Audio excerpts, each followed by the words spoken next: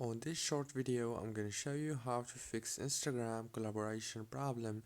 So all what you have to do to fix the collaboration option is very easy and simple. So please keep watching until the end. So all what you have to do, there is two ways. The first way is to update your Instagram app. And if you want to update it, all what you have to do is go to the Play Store and search for Instagram, and then it will show you this page right here. Then click on update.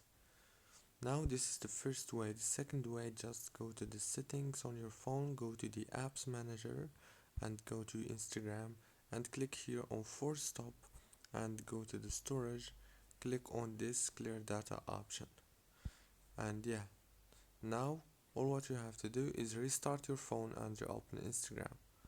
Don't forget to like and subscribe, and thank you so much for watching this video until the very end. See you later.